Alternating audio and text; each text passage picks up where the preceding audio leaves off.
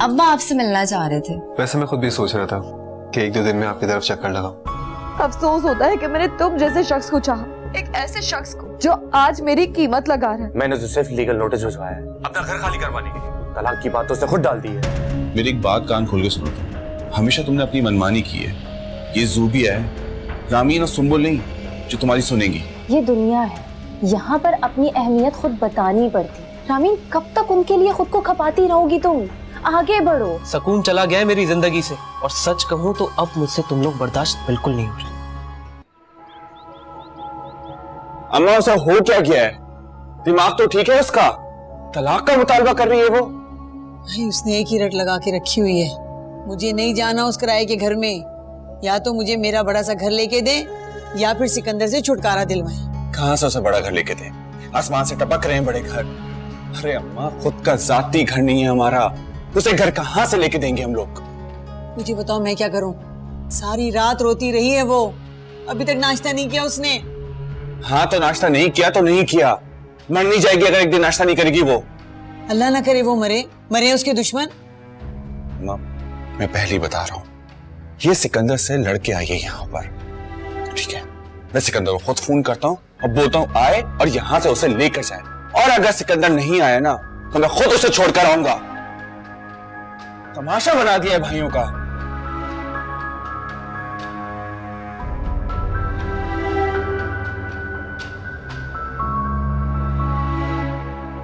क्या है रामीन यार, तुम्हारा तो बुखार उतरने को तैयार ही नहीं है। तुमने सुबह मेडिसिन ली थी? हाँ ली थी, मैं ठीक हो जाऊंगी, तुम मेरी फिक्र मत करो। कैसे फिक्र ना करूं?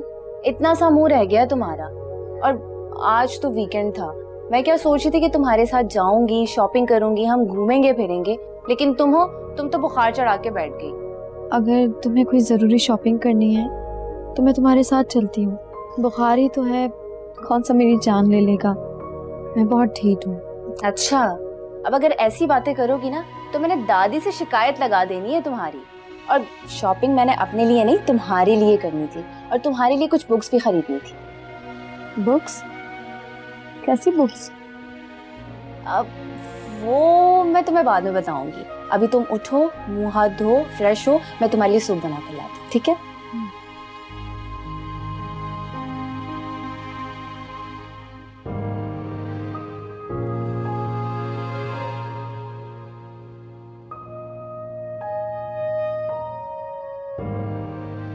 राबिया, बेटा कैसी तबीयत है रामीन की? बुखार उतरा उसका?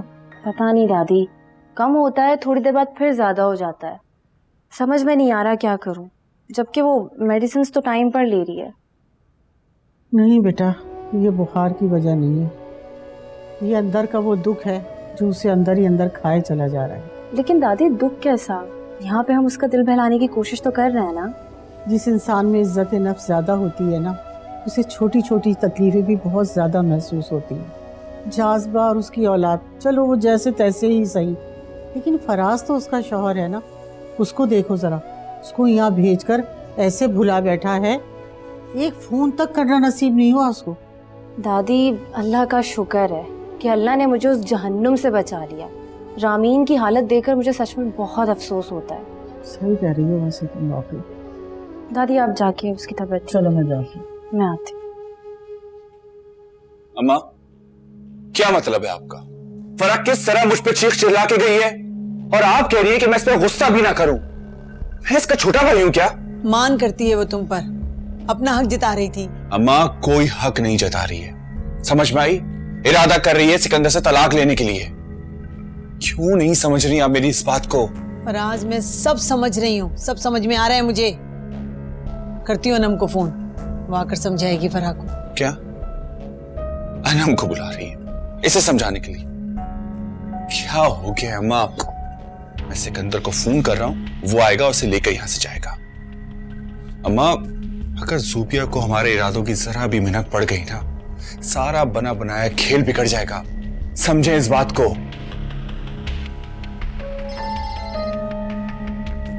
लो, आपकी अम्मा की कॉल आ गई है, लगता है दिल भर गया नवासी से उनका। अम्मा की? अरे तो उठाओ ना, पता नहीं कुछ कहना ही चाह रही होंगी। लाओ मुझे तो मैं बात करूं। नहीं, मैं खुद बात कर लेता हूँ।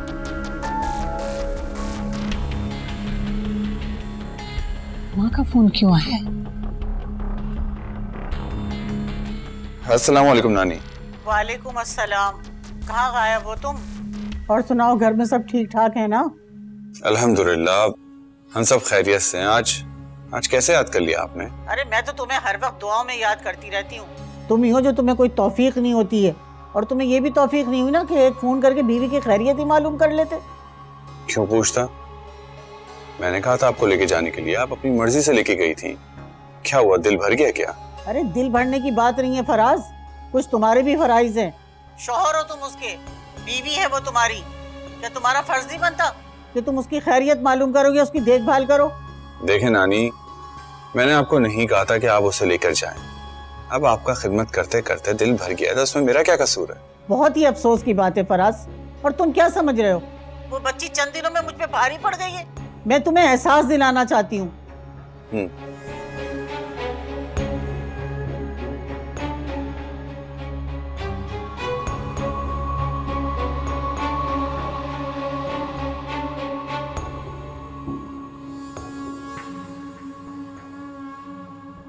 तुम्हें क्या लगता है सिद्रा, मैं तुमसे झूठ बोल रहा था? हुमायूं आज भी उस लड़की से प्यार करता है। लेकिन उस्मान, ये आपका वहम भी तो हो सकता है। ऐसा कैसे हो सकता है कि वो आज भी रामीन से प्यार करते हो? क्यों नहीं हो सकता? मैंने खुद उसे रामीन से बात करते हुए सुना है। बात करते हुए? फोन पे? जाहिर सी बात है, फोन पर ही बात करेगा ना। जितना मैंने महसूस किया, हुमायूं आज भी उस लड़की से बेइंतहा प्यार करता है। समझ नहीं आ रहा मैं भाई का क्या करूं उस्मान। इतना कुछ हो गया, लेकिन एक ही हल है, तुम उस लड़की को हुमायूं के लिए बज़्ज़न करो, उसको समझाओ, उससे बात करो। देखो वो शादीशुदा है, अगर हुमायूं हिमाकत कर रहा है तो कम से कम तुम तो पीछे हटो।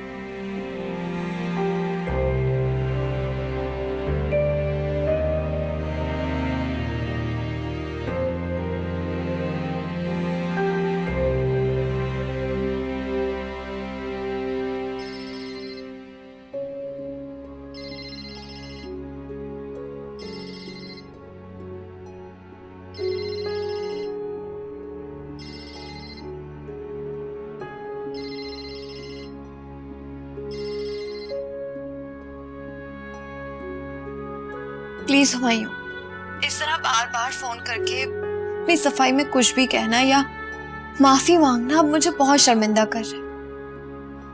मैं क्या कर सकती हूँ? मेरी जिंदगी में एक ऐसा शख्स आया है जिसे ना ही मेरी इज्जत है और ना ही कदर। मगर अब वो कदर आप हुमायूं भाई से करवाना चाहते हैं। क्यों? ठीक कह रही हूँ ना मैं? आप सिद्रा? हाँ, मैं सिद्रा बात कर रही हूँ रामीन। देखो, तुम्हारे जो भी इश्यूज है ना, उसमें ना तो मेरे भाई का कोई कसूर है और ना ही अब उसके पास कोई सोल्यूशन है। खुदा का वास्ता है रामीन, हुमायूं भाई से हमदर्दियां समेटना छोड़ दो, उन्हें जीने दो अपनी जिंदगी। सिद्रा, क्या बदतमीजी है? रामी मेरी बात सुनो। सिद्रा,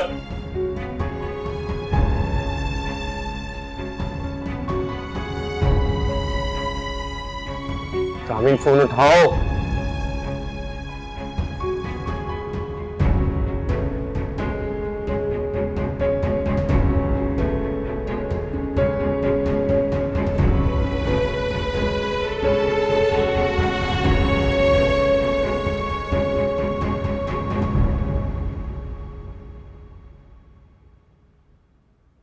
बताओ क्या कहनी थी अम्मा, क्यों किया था उन्होंने फोन?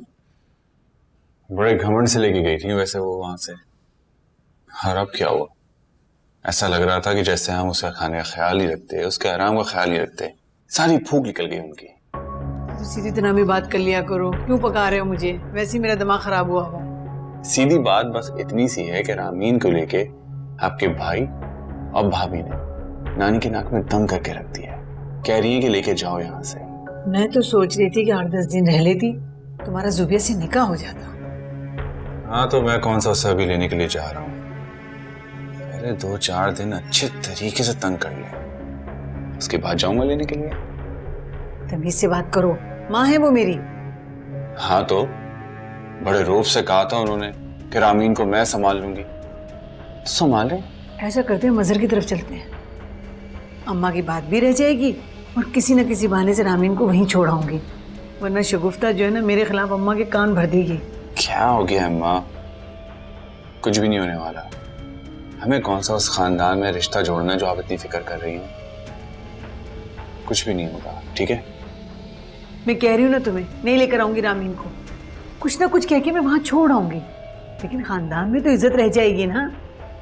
देखते हैं, मैं सोच के आपको बताता हूँ।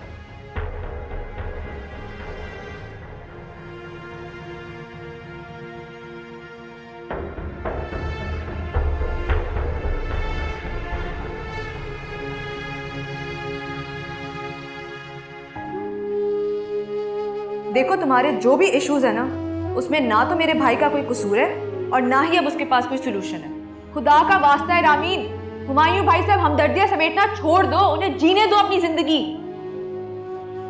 कौन सी हमदर्दियां समेटी हैं मैंने हुमायूं से? मैं तो अपने दुख अब खुद से भी नहीं करती। ये कैसी मुश्किल है या अल्लाह, हर शख्स मेरे ही खिलाफ उठ खड़ा हो।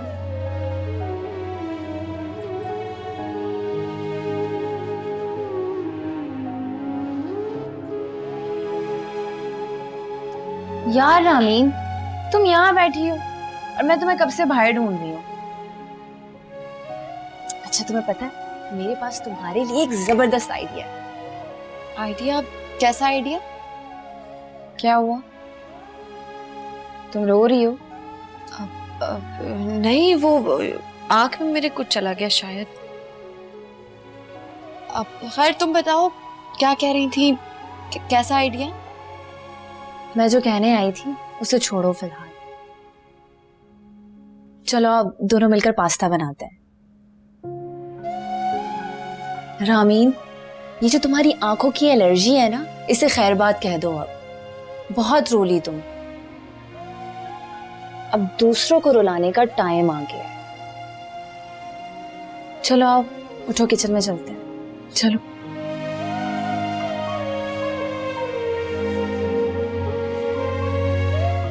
चलो चलो। ज़ोबी, आज फराज की मदर की कॉल आई थी, यकीनन तुम्हारे पास भी आई होगी।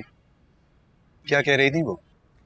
ओह हाँ, मैं आपको बताना ही भूल गई, वो एक्चुअली निकाह के बारे में बात करना चाहते हैं। ज़ोबिया, ये कुछ ज्यादा जल्दबाजी नहीं कर रही हो?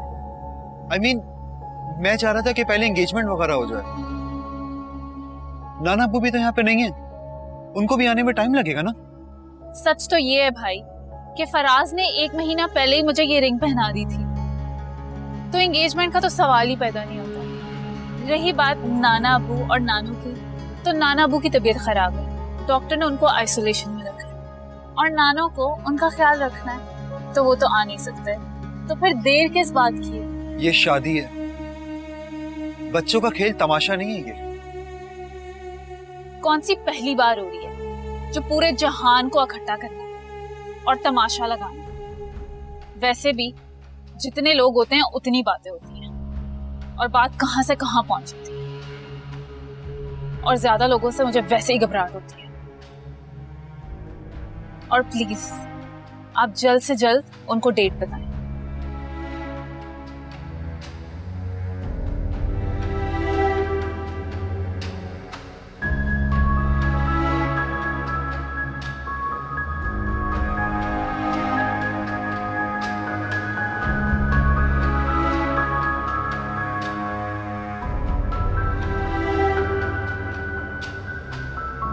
मुझे यकीन था ज़ोबिया कि काशान साहब कभी इनकार कर ही नहीं सकते। और रही बात मेरी कि मैं जिस चीज के पीछे पड़ जाऊं, अल्लाह ताला उसे मुझे किसी न किसी तरीके से मिलवा ही देता है। क्या मतलब इस बात का? मुझे कुछ समझ नहीं आई। किस किस को चाहते रहे आप? अब वो मेरा मतलब था कि तालीम की बात कर रहा था, बिजनेस की, घर की। सबब तो बना दिया, भाई भी मान गए, लेकिन फराज, मैं आपकी सारी बातों पे एतबार कर रही हूँ। अपनी चाहत को इस तरह बेएतबार मत करना, बर्दाश्त नहीं होगा मुझसे। क्या आपको मुझ पे शक है? आप, मेरा मतलब है कि मेरी मोहब्बत पे आपको यकीन नहीं है। अगर मामूली सा भी शक होता तो मैं अंधे लोगों में से नहीं, मैं अपनी क्या सामने वाले की भी पट्टी खोल देती। अरे मिस ज़ुबिया, ये मोहब्बत की पट्टी है, इसे बंधा रहने दीजिए। आपका क्या जाता है? वैसे भी ये किस्मत वालों की आंखों में बनती है।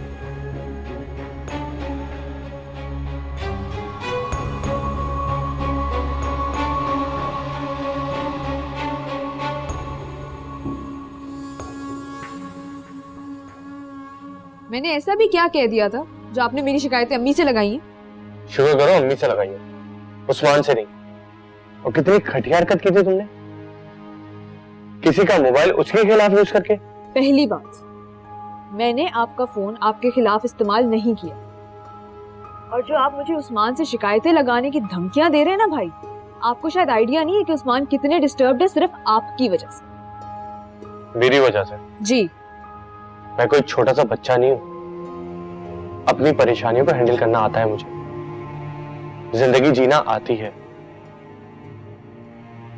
मुझे। अच्छी तरह से पता है कि मुझे क्या करना है और कैसे करना है। अल्लाह करे आपको किसी दिन इस बात का भी एहसास हो जाए कि जिंदगी सिर्फ अपने दिल के लिए नहीं जी जाती, कभी कभी दूसरों की खुशी के लिए भी चीजें करनी पड़ती।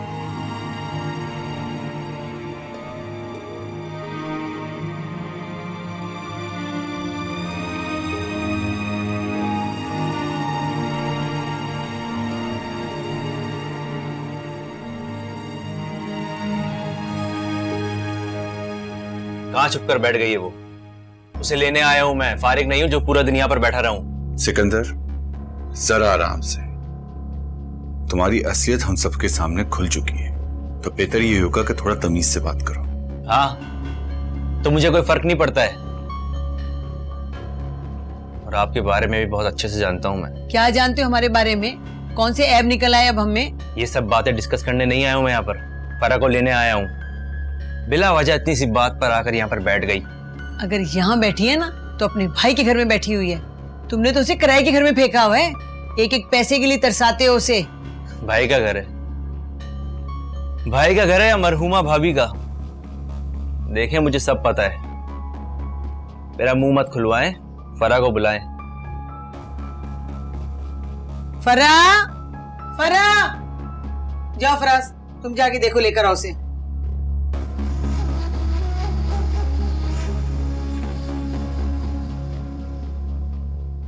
तुम्हें आवाज नहीं आ रही है क्या? तुम्हें अम्मी कब से आवाज दे रही हैं? आ रही आवाज, जाना नहीं चाहती मैं बाहर। क्यों भाई, अब क्या मसला हो गया तुम्हारे साथ? मसला वहीं तो बैठा है, देखें आप उसका फैसला कीजिए, मुझे उसके साथ नहीं रहना।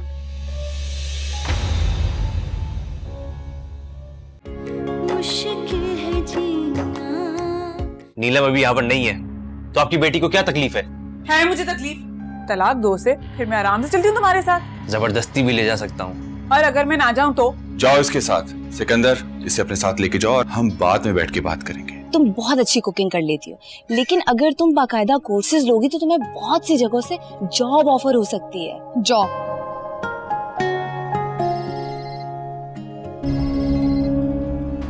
इसने मेरा फोन नहीं उठाया। अरे सर आप? काशान, यहाँ मामू की तरफ